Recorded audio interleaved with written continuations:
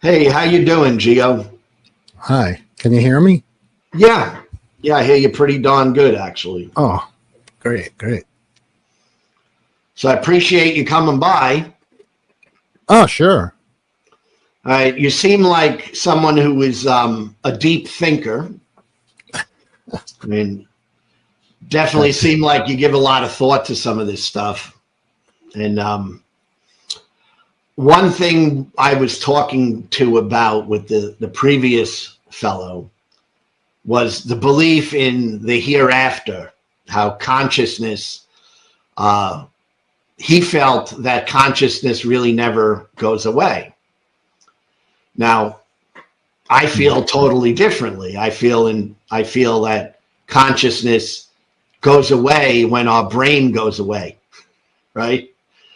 Um, what's your take on that? Having never been someone who really believed in, let's say, gods, right? How do you deal with finality?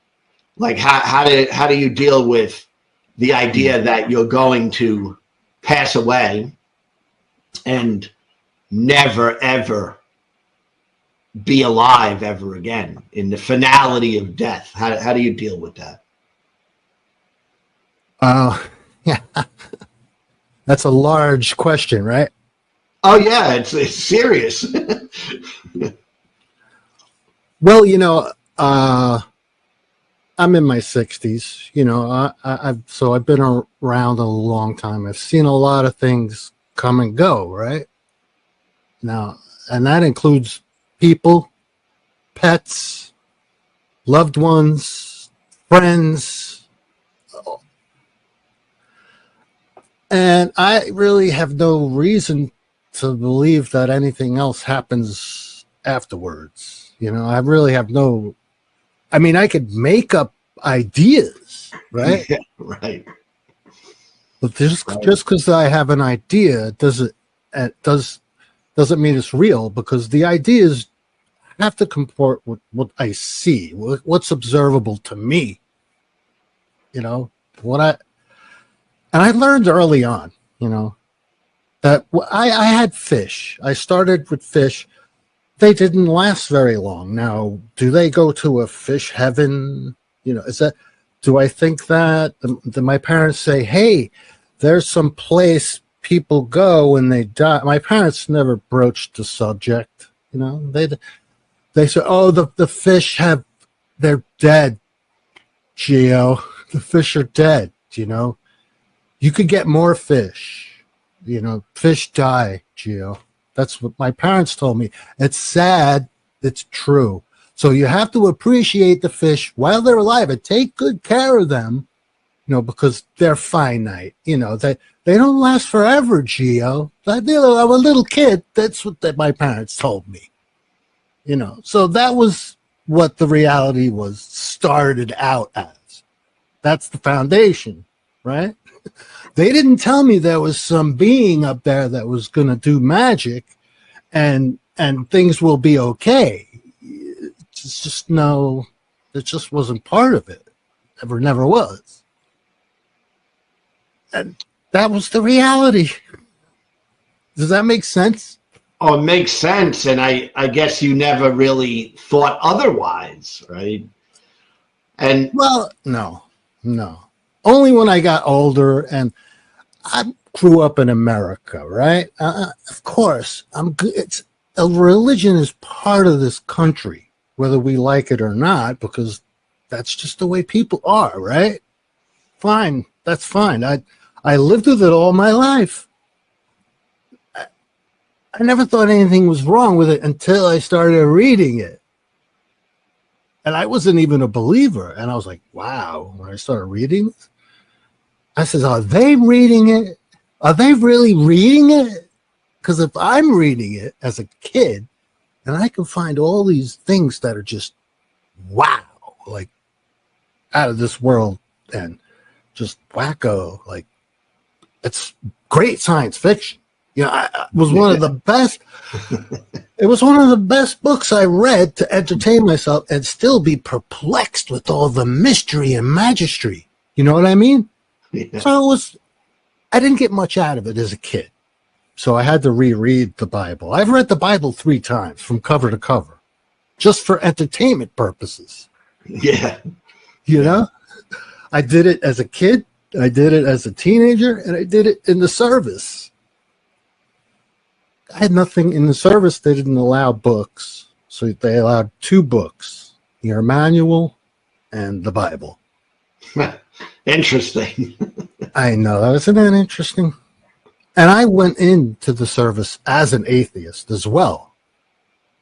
And that was an experience. Because they ask you, what do you want printed on your dog tags?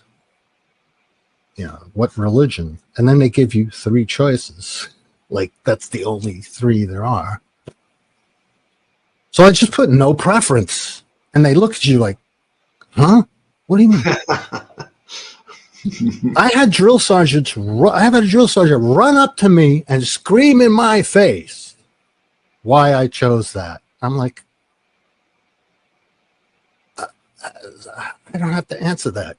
It's like I didn't have to answer that. I says, no preference. How clearer can I be? That's the choices, right? I have 3 choices. I chose no preference. So what are you going to tell me what to choose now? Drill sergeant, come on. But I went my whole life, it's like, I don't believe it. They think I'm religious. They're just by looking at me, they can tell. How do they know? It's assumed. Yeah. So I went my whole life like that. And I've met people, I have lots of friends growing up, and I never said, hey, what church you go to? What God do you believe? Never once. The subject has never come up when I was a kid. What God do you believe in? I didn't care. Right. You had a bicycle. I had a bicycle, right? We both go out and ride bicycles. Who cares about what God is? As a kid, it never broached the subject, religion. Never, ever. And I've been to church 3 times my entire life. My sister had a wedding in a church because she married a religious fellow. The death of my grandmother, I had to go to a church. And the death of my father, they had a vigil for him because he was cremated and sent overseas. But they had a vigil for the families to come and say their piece, so to speak, so to say, or whatever. So I've lived my whole life as if there's no God. There was never any appeals to God for any reason. You know, if I was having trouble, like people, hard times, right? Hard times. Oh, I need some inspiration. I need some.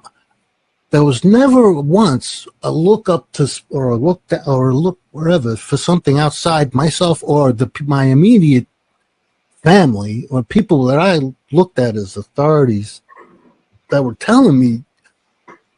That's what I looked to, because that's what I had available. I didn't look to an invisible something. That made no sense. As a kid, that made no sense. I mean, I come out of the religion thing, so I understand like what it was like looking to the God, you know, and I found that to be actually really weak, like taking away your personal independence. You know, I guess so. I mean, I feel so much better now that I'm not in that. Right. But someone who never was in that, I'm wondering how you feel about death. You know, do you find death to be frightening? I don't, but you know. It's an inevitability that, you know, it just comes with, it's part of being alive. So I want to get as much out of what I have as I can get, you know, and it's up to me. Do I want it to be crappy? Do I want my life to be all shitty and terrible? Of course not. I don't think anybody wants a terrible life, right? No. So I want to make the best of what I got that I know I have, at least.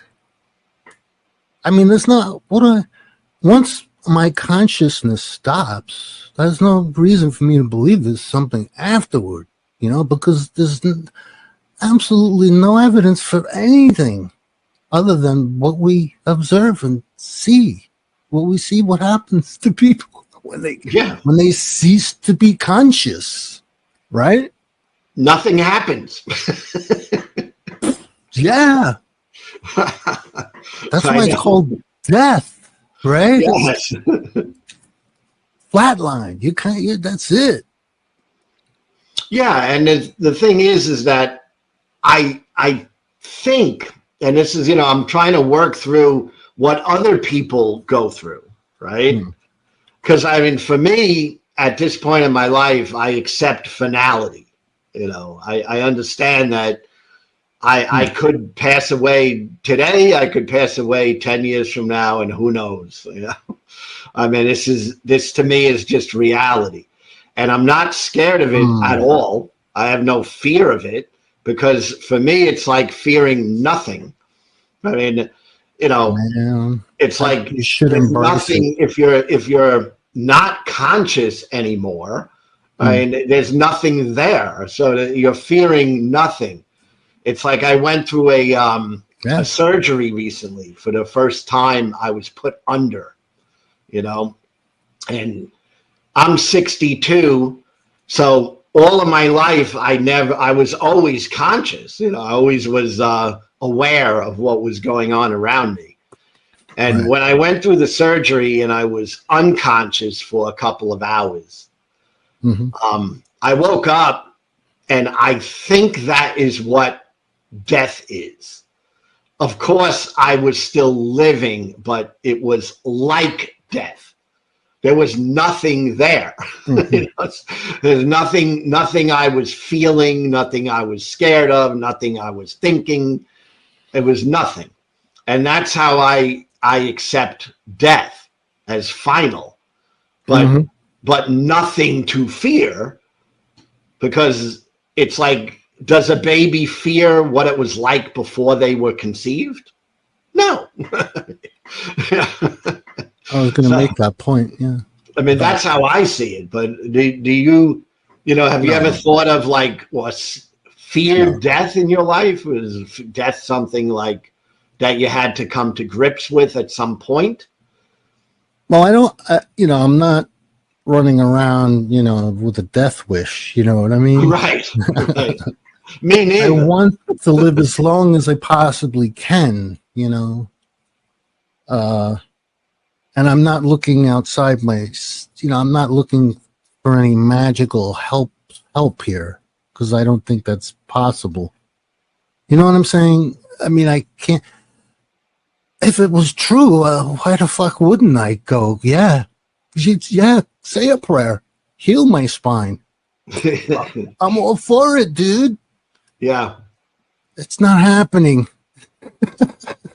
Yeah. I have so many things that I just get, as I get older, you just add another thing to the list of things going wrong, So I'm fighting that battle, as well as the battle of trying to stay alive as long as I can, to try and just be a happy person for as long as I can.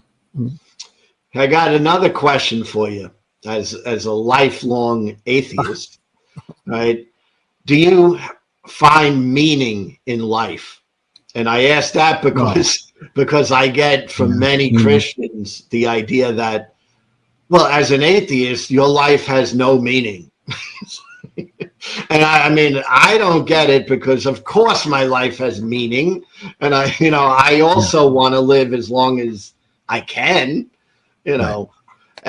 but do you feel, as someone who never really believed in a God, that your life still has meaning? Oh, sure. Well, a lot of the meaning I give to life stems from humanity itself, like the things that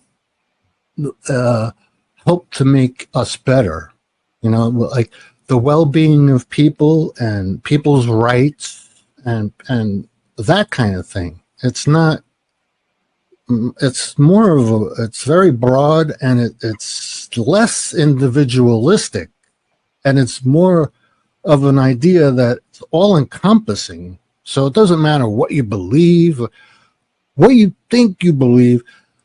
Everyone is subject to this because it's just a natural way of being. That's just not imposed. It's just a thing that's available. It's not an imposed thing, or something that's when it compulsory. Like, you don't have to be part of that. You can still be your own person and believe whatever you want, and still this option to be part of this other thing that is secular in nature, that just takes everything into account without exclusion. I mean, that's the main thing. Did I just rant? I'm not sure. No, I mean, what you're saying is, it makes sense to me, and I'm glad you're here, because I like to get the perspective of someone who is an atheist, and maybe some religious people might see this and say, well, here's a man, a grown man, and he doesn't think his life has no meaning because he doesn't believe in God. Because that is actually an argument that I hear a lot. Well, I'm constantly disappointed in our humanity, so to speak. I don't know how else to put it. Because it seems like we progress to a certain degree, but then something somehow wants to pull us backwards, So it's kind of every time we go a little farther ahead, we have to, like, society wants to sort of regress itself. I mean, I don't know if this is just me who sees that. And it's partly because of the religiosity of the country that's pulling us away from progression, It's a fear, I think, a fear of losing the hopes that they have that the things that they don't see are true, which is kind of...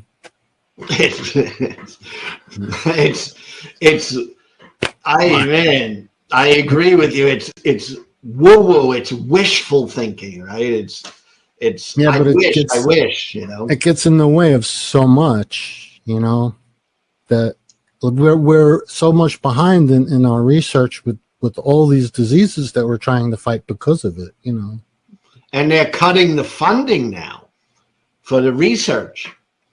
Yeah, I really am not a politics guy, and I did serve in the military, so I have some stake, and I did take an oath to the country at one time, so there is that. But I'm embarrassed now to claim my service because of the way the country is running, so I keep it under wraps. Well, I try not even to get into politics, but sometimes you have to at least speak to it. I acknowledge it. I noticed the other day that the funding was pulled for, a lot of money was pulled out of Harvard, where they were doing research on a variety of different illnesses. And I thought that was bad, because I'd like science to be able to solve some of these problems, Oh, yeah. Well, all we need is another pandemic like the one we saw, and we'll see where it stands. Yeah. But you have no regrets in your life being an atheist, right? You don't. Oh, you don't, no. Yeah. No. Like I coulda, shoulda, woulda, or Yeah. I don't know. I've met a lot of people in my life, come and gone, and they were religious, and those I don't know. I guess if you start off not making that a priority in your life, it's not something that's addressed right off the bat. You know what I mean? Yeah. Yeah. It's not, I think you're rare. That's why I'm fascinated with you, because almost everyone I speak with in the atheist community the people I interact with online that are atheists like myself, almost all of them were at one time religious, and we got a lot to offer because of that, because we can contrast what it was like thinking as a religious person and what it's now like thinking as a non-religious person. And it's not every day I encounter people who never were religious. It's like, that's rare to me. So that's why I appreciate your take on this, because I find so much more clarity as being non-religious, and I find more joy, more peace in my life than prior. And I find that it is very difficult for a religious person to even understand that. It's like it seems almost impossible that they can even understand that, right? But maybe hearing from someone who never was religious, and you seem stable-minded, you seem like you're getting along in your life, for the most part. All right, and I've gotten this far. I mean, something. I must be doing something right to get myself this far, right? I mean, I don't know. Yeah, and you never missed or said, "Oh, I'm missing out on something," right? If I only was religious, then I would have so much more. I don't think you feel that way, right? No. I've had religion in my life, but I don't believe. I've looked into religions, but I never really took it seriously. It was just a thing. I mean, because of a lot of people, it was like this popularity thing. Like, why is this so popular? Of course, I'm going to investigate it because it's so popular, right? I mean, but it never went any further than that, than just looking into it and going, oh, okay, some people want to believe this. Great. Like, what am I telling them not to? Yeah. As a secular person, I would say, great, but believe, go right ahead. Yeah. But then I go to myself, doesn't mean it's true. Right. You can sit I could sit with you at lunch and you can express your idea of Elvis still being alive, right? Now, I may look around and say, under my breath, Elvis still alive, really? That's a risk you take, right? When you espouse your ideas, your beliefs, you open yourself up to criticism all the time, right? So they wonder why some believers, non-believers, laugh when we hear what they're saying. People who are learned, people gone to university, gotten degrees, and they say, donkeys talk. Yes. Right away, there's a red flag, right? Right away. Being a red flag. It amazes me that that's accepted. Like, yeah. I think religion gets a pass. It's like, if you were to say that outside of religion, of course it would be mocked, and of course it would be something that not taken seriously. But as long as you wrap it in religion, it's like, okay. For whatever reason, I don't know what that reason is. Because I think that religion, and my take on it is, religion is like a sacred cow in our country. It's like you got to be hands off to religion. Stay away.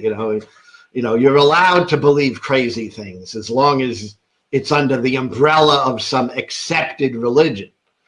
Now there are certain religions, what we would call cults, right?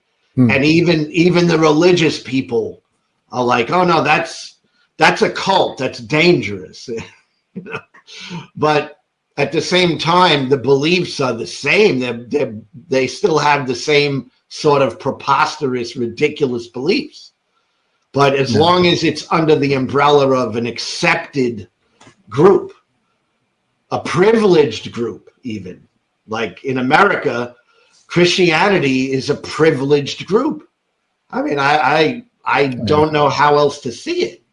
And so if you're going to criticize Christianity, you're going to face a lot of pushback. No matter even if it's crazy things like talking snakes. That's like, oh, well, you can't say that snakes don't talk because it's a Christian belief. So it's the frustration that it's a frustration that I'm facing when trying to, you know, have debate type dialogue with, you know, the Christian people. It's rough. To me, I'm at a disadvantage being brought up without religion. I don't have the insight that many people who were in the religion come out of it and become atheists. They become non-believers. The religion has made them. The religion has spurred them on to become non-believers. Yes. That's what most of the stories seem to be, right? Yes. Now, I'm starting off from that point, right? So I don't even have that. What you got, I don't have. I don't have that. So I'm at a disadvantage. A lot of times when I speak to people who are believers who have now become atheists because they have more of an insight into what the insidiousness of it, because you were part of it. Yes. Right? Yes. Yeah. And here's the thing that's kind of ironic. They will try to save you and they try to save me, but they'll say that I never was a Christian. Come on. When I know full well I was, right? Yeah, then nobody's a Christian, I guess, huh? Only they are. Everyone who claims, if you claim to be an actual Christian, I guess that's all you need to do, right? Yeah. It's a very, very strange dynamic that goes on. You know, one Christian is a real Christian, and the other Christians are not real Christians, and it's just a very strange thing that's going on out there. You know? All right, is it a pick and choose kind of what week is now the real Christian denomination? What is there? It seems like they're all confused to me, and they're fighting against their own beliefs. They're fighting. It's a very confusing, and I do think they're very confused as a group.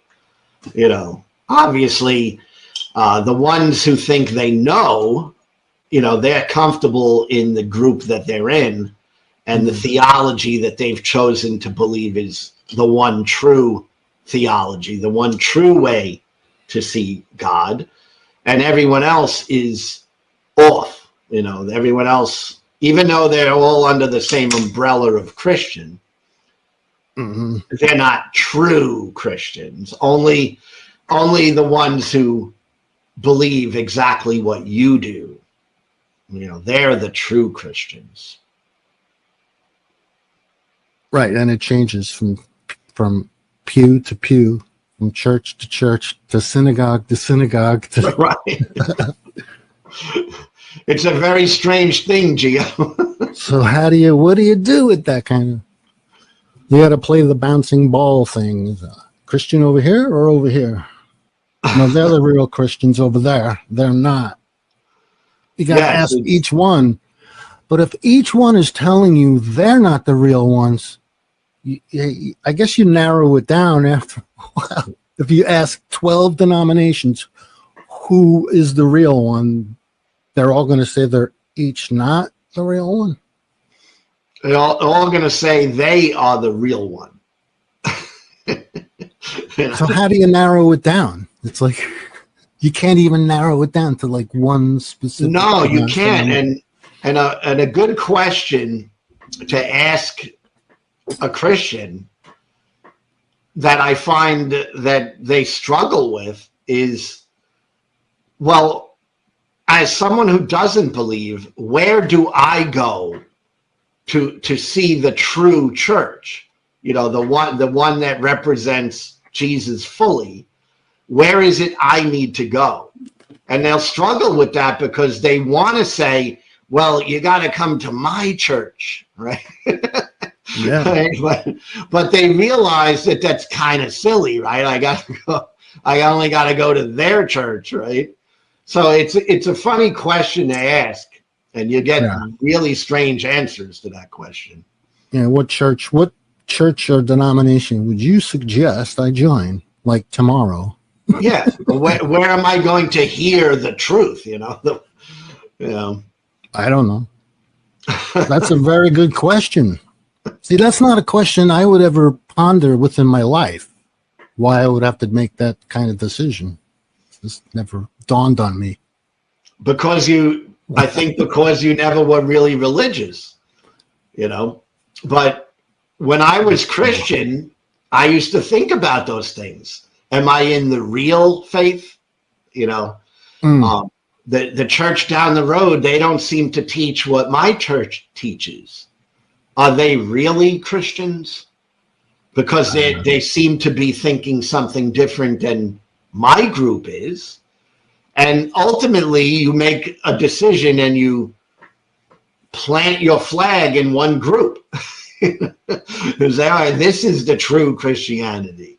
And the people outside, they might say they're Christians, but they're really not. That's like part of your thinking when you're a Christian, because you see that there's all these different beliefs out there, right? You know, so you're starting off already from a polarized state where you're excluding others from the group, right? So you start off with that mentality, and if you run your whole life in that way, boy, does that grow as you get older, right? That kind of mentality grows and gets bigger, and then you start excluding like all kinds of people because of their shoe size, people because they like frisbee instead of soccer, and then you start excluding all these other things, people who like flowers instead of turtles, you know, and then everything is, and then they say, oh, with atheism, anything is permissible, right? Right. But on the other hand, isn't anything permissible with God too? Yes. Yes. And the interesting thing is that there's a lack of personal responsibility on the part of many of these religious people, because ultimately whatever they do, all they do is say, well, please, God, forgive me, and that's it, right? So there's a lack of personal responsibility. Yeah, accountability's like low. Yes, yes. Like you can go out and, you know, murder a bunch of people, but that all goes away in their mystical God world. As long as that person accepts Jesus, you know, and repents and tells Jesus he's sorry, right, then those murders are not held against him. So it's like, is there really any true accountability in that religion? I don't think so. It's like, well, I have a saying. I don't know if I made it up or I heard it or read it somewhere. It goes like this. If there are good people in hell, there are surely wicked people in heaven. Absolutely. In fact, from the evangelical position I come out of, yes, heaven was filled with a lot of bad people, right? But they no longer were bad. They used to be bad, right? You know, the murderer, the people who did horrible crimes, to mankind, who abused people. It was all okay because they accepted Jesus. And now in heaven, they're good people. Right, but the people, do the good people in hell cease to be good people? The good people in hell, in the Christian way of thinking, were never good. Because in Christianity, you're never good, which is another weird thing. I'm sure you've encountered that. Like, yeah, that's kind of circular. You are never good. Geo, you are not good. What is that? Commanded to be well? Made sick and commanded to be well? Yes, you are Antichrist. You're against Jesus. You are not capable of doing anything good. Oh, that's actually the belief. I'm glad I don't believe that. I mean, I used to think when I was an evangelical that I was wicked. I mean, I really believed that.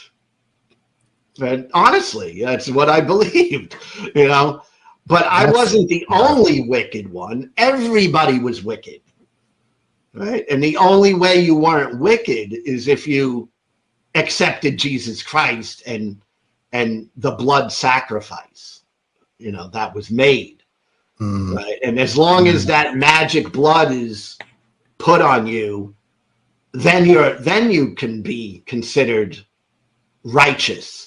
Because it was never your righteousness, it was his righteousness. Right? So you are always wicked, but you're just kind of fortunate that a man died and a God killed, had his own son killed. So you were the beneficiary of that sacrifice.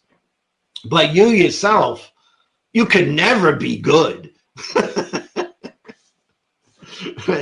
This is what I used to believe, Gio. Well, isn't there a line in the Bible about you're just as good as filthy rags, if that? Your righteousness is as filthy rags. So even when you do something good, it's still worthless. It's still crap, right? It's a bunch of bullshit. Oh my. Is that hope or hopelessness? I don't know. It's a hopelessness that leads you to cling to a life raft that doesn't exist in reality, So you always feel, as an evangelical, you're never able to help yourself. That's really true. I mean, it's only God that can help you. What do you think of this idea that the Christian God is a God of worry and strife? What do you think about that? Well, I think that psychologically, that's how it works. I mean, the God doesn't have any power if you're not a person who's worrying or in strife. The God has power only when you feel that you have so much to worry about and that you're not good enough. So it kind of appeals to that. So does this God instill worry and fear in people?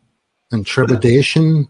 Fear and trepidation? And I think so. I mean, look at you read the Bible, right? God is not happy with people, is he? No. Very vengeful. Yeah, he's not. Put it this way, Gio. God is not happy with you at all. He's also very needy and wanting. He needs us to do this. He wants us to do that. We have to do this. God says we should do that and not do this and not wear this kind of clothing and not eat this kind of, and don't do that. And on Sunday, make sure you do this and you make sure you do that. And make sure you only worship me and you don't worship anybody else. What the fuck? It's like a cartoon. It's like a cartoon. I know, it is insane. The God literally is never happy with you. He's only happy that his son died. That's the only thing. Because he's not happy with you and what you do. He's only happy with his son who went to a cross and was hung on a cross. That's the only thing that makes him happy. So why the fuck are they praying? Can you tell me? I don't get it, Lou.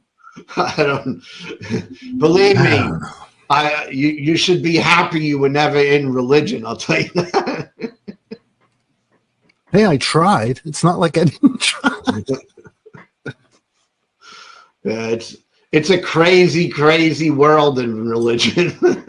I mean, how many prayers do you have to say, for crying out loud? Well, you're supposed to be walking in the spirit, like you're supposed to be every day walking in exactly the thing that the God wants you to do. And it's never to be what you want to do. That doesn't play a role. It's always what the God wants you to do. And if you don't know what the God wants you to do, then you got to ask the holy man. Because the holy man might have heard what the God wants you to do. It seems like there's a lot of extra steps thrown in there for no real good reason. Like you could just, as a normal, everyday human being, quote marks on that, or normal, everyday human being thing.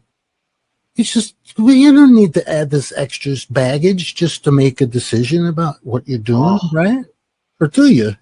You don't, but in the religious world, your world becomes more complicated, less simple, right? Less clarity.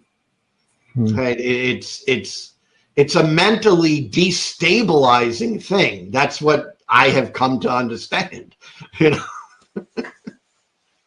I don't know, man, and I wonder how people who do believe make decisions. I mean, I make decisions. I've lived my entire life, and I've gone through a lot of the hardships a lot of people have gone through without appeals to the supernatural or a God. How did I get through them without this? That's why I appreciated you coming on this stream, because if you don't mind, I'd like to clip some of this and post it. I don't know how I got through it. I just use reason and logic. Yes, but they don't understand that that's possible. It's very weird. But that's all I have there, Lou. That's all I got to work with. Not much else. Yeah, but you know what the Bible says? The Bible says, do not lean on your own understanding. You can't trust what you think, Geo. You can't trust that.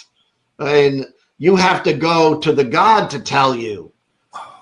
Yes, but I find so much wrong with that way of thinking. It's like a top-down, like there's a pyramid of thought, right? The top-down is everything stems from this top thing, right? So no matter what the answer is, what the question is, boom, there's the answer up on top, right? Yes. But that's not how I live my life. I have a base on the bottom, right? I get all the information I need, and I build from there. And then I build all the way up to a top thing that says, oh, yeah, that thing is a thing, because the bottom, the base, I've built the base up so I know all the way up to the top. Oh, that's that thing because it has a base. I don't start with the top. I start from the bottom. It's a bottom up, not top down, right? Yeah. It's a totally different way of doing thinking. Yeah. It's a totally different way. It's basically methodological naturalism, like using what we see and what we observe and what we test and what's repeatable. That's methodological naturalism. That's what I've lived my whole life doing. That's how I live my life the last 10, 12 years that I've been atheist. But prior to that, I lived my life, thinking that I had to submit to a God who would somehow telepathically give me some information that I could utilize. And you'd have to wait on the God. That was common in evangelicalism. So let's say you had to make a decision and you didn't get that wooey feeling, that you said, oh, that was the God talking to me. So you would be advised to wait on the God, because sometime the God is going to give you the telepathic message that you're going to feel something, right? And then you'll know that the God told you something. I mean, that's really how I used to live, and it's crazy. Well, that sounds like if I were to ask my parents a question, right, and they really didn't want to give me an answer, either parent, they would say, later, maybe later, we'll tell you later, or we'll see, maybe later, right?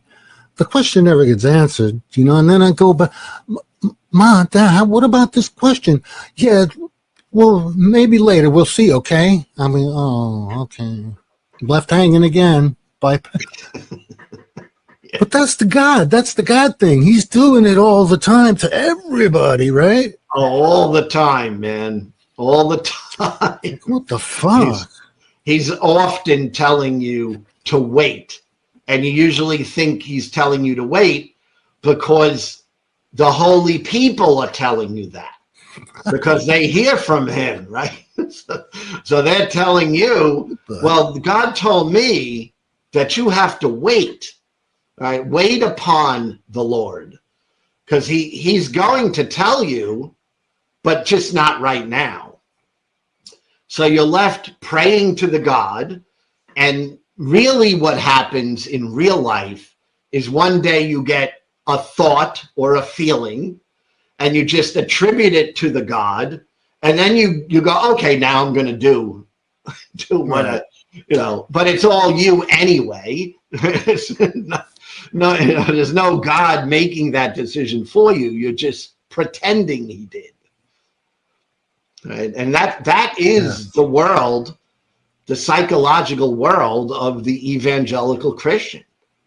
I mean, I don't, they're going to be upset about what I'm saying here, but that is literally the psychological world of an evangelical Christian. When the God speaks some telepathically, a feeling comes upon you, you got a thought, and you said, oh, well, the Bible says, and this thought matches up somewhat to the Bible. I guess that must have been the God talking to me, Right. That's top down. Everything has to match with the top, right? Yeah. And then to think that this is the prominent view in America. And then I get crazy thinking about how wild that is, that America is being influenced and directed by this sort of irrational thinking. That this is what is leading our country. That drives me crazy. Yeah, so next pandemic we'll be throwing sticks down on the ground to inoculate people. Yeah. Well, the churches during the pandemic, a lot of them were upset, right? Because I know. And all the prayer that was done didn't seem to do anything. They actually had to come out with a scientific type of explanation. It's like, of course. Just be glad, Geo, that you weren't caught up in that mess, because you could lose 20, 30 years of your mental stability in that mess. I don't know how I made it this far, Lou. Don't know. Maybe that's the miracle right there. Yeah. But don't forget, you're don't. never good. You're not a good person. All right. You don't know what you're doing. And Yeah, right. you're in a lot of trouble because God is not happy with you. Still? Even now? Even now. Oh, man. All his work for nothing? Hey, listen, my dog's going nuts. So I'm gonna go. All right. But do you mind if I post some of our conversation on my channel? If you find it worthy, sure, go right ahead. I love it because I think that some people need to see it. If you, whatever, yeah. Feel free to use this footage however you like once it's